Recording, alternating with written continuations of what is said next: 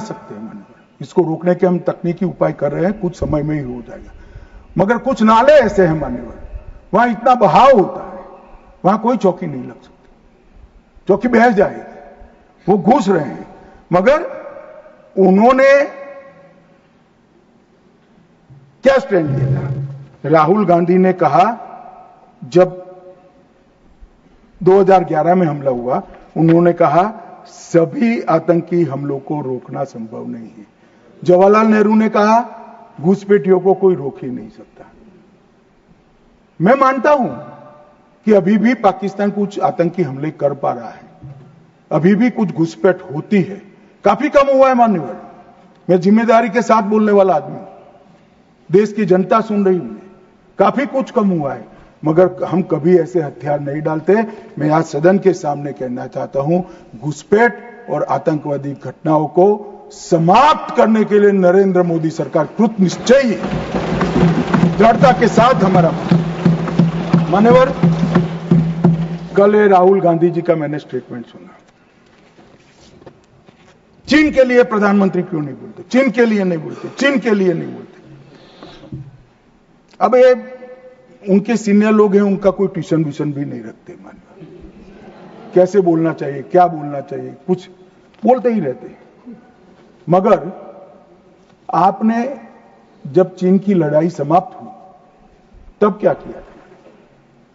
चीन की लड़ाई समाप्त हुई तब हमारा 38,000 वर्ग किलोमीटर हिस्सा चीन को अक्साई चीन का देने का काम कांग्रेस पार्टी और आपके नाना जवाहरलाल नेहरू ने किया था।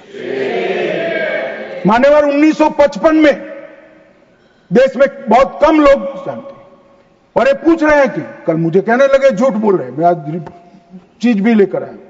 मैं selected works of Jawaharlal Nehru series volume 29 पृष्ठ 231 पढ़ रहा हूं, जो नेहरू जी ने स्वयं संकलन करा है। इसके लेखक जवाहरलाल नेहरू स्वयं है। अनौपचारिक रूप से संयुक्त राज्य अमेरिका की ओर से सुझाव दिया गया कि चीन को संयुक्त राष्ट्र से तो संबंध किया जाए, यूएन में उसको मेंबरशिप दी जाए, परंतु उसको सुरक्षा परिषद में नहीं, और उसकी जगह भारत को देना चाहिए। साहब, कोई भी देश का प्रधानमंत्री होता, धन्यवाद करता और भारत सुरक्षा परिषद में मेंबर बन जाता। आज मोदी जी जो प्रयास करते थे, करने की जरूरत भी नहीं पड़ती, हमारे पास भी वीटो होता। परंतु इन्होंने क्या कहा, हम स्वीकार नहीं कर सकते। चीन जैसे महान देश को सुरक्षा परिषद में नहीं रखते हैं तो सुरक्षा परिषद के मायने ही नहीं रहते। ये मान्यवर कांग्रेस का चरित्र। कल हमें सवाल पूछे थे, और चलो नाना तो बहुत दूर की बात है, इन्होंने मान्यवर एक प्रकार से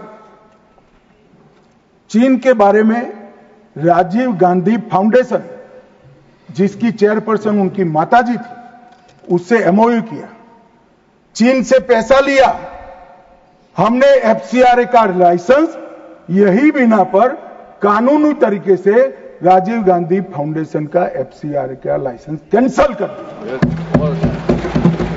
क्या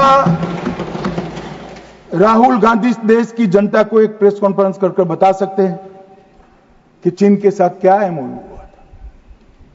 मान्यवर, हम जब हमारे सेनानी चीन की सेना के आंखों में आंख डालकर डोकलाम में सीना चौड़ा कर कर खड़े थे, तब ये चीन के राजदूत के साथ गुपचुप मीटिंग स्वयं राहुल गांधी करते। ये तो पीढ़ियों से चीन प्रेम चला रहा है।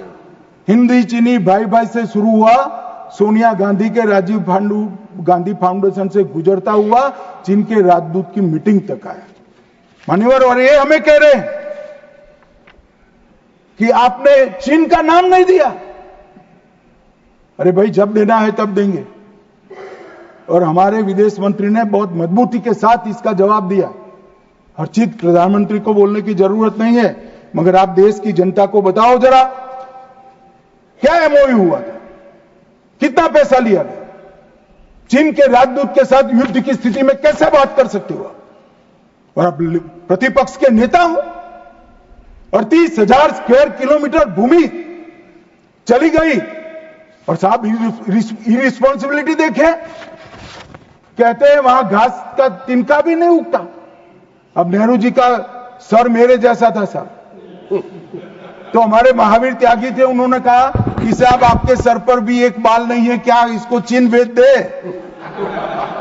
क्या रिस्पॉन्सिबिलिटी है, कितने इरिस्पॉन्सिबल जवाब हो। और अभी संधि की बात करें मान्यवर, मैं 71 के युद्ध में हमारा विजय हुआ, इंदिरा जी प्रधानमंत्री थी, बहुत अच्छा काम हुआ, विजय हुआ। 93,000 पाकिस्तान के सैनिक युद्धबंदी थे। 93,000 पाकिस्तानी सैनिकों को शिमला समझौते में लौटा दिया। पाक ऑक्यूपाई कश्मीर नहीं मांगा। अगर उस वक्त इंदिरा गांधी, इस देश की दिवंगत प्रधानमंत्री जी, पाक ऑक्यूपाई कश्मीर लिखवा लेती तो आज आतंकवाद देश में आ ही नहीं सकता था मान्यवर, पाक ऑक्यूपाई कश्मीर भी आ जाता। मान्यवर, इसके साथ साथ हमारा 15,000 वर्ग किलोमीटर क्षेत्र हमारे कब्जे में था पाकिस्तान, वो भी दे दिया। पाकिस्तान के 93,000 युद्धबंदियों को दे दिया, हमारे सिर्फ 54 पकड़े गए थे, वो वापिस नहीं आए। आज भी इनके परिवारजन उनकी राह देख रहे। मान्यवर, क्या संवेदनशीलता है, क्या समझौता किया आपने। और साहब जनरल मानेक साहब, जिनको 71 युद्ध का आर्किटेक्ट कहा जाता है, उन्होंने एक इंटरव्यू में कहा था, जनरल मानेक साहब के इंटरव्यू में कहते हैं, शिमला में भुट्टो ने भारत के नेतृत्व को मूर्ख बनाया। वो इंटरव्यू अंग्रेजी में, इसलिए मैं कोट अनकोट पढ़ा था। I told her, into bracket उन्होंने छापा है Indira Gandhi, that I told her that he, into bracket Bhutto, I told her that he has made monkey out of you. और ये हमें पूछ रहे संधि क्या, हमने तो युद्ध ही घोषित नहीं करा था, संधि किस चीज की भी। हमारा एक लिमिटेड एग्रेशन था, टेररिज्म पर हमारा हमला था, और हमारे आत्मरक्षा के अधिकार का उपयोग करते हुए, और ये हमें पूछ रहे हैं।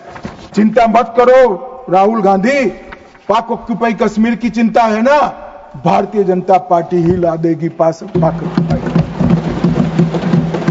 आप नहीं ला पाए, कांग्रेस पार्टी नहीं ला पाई, हमें लाए।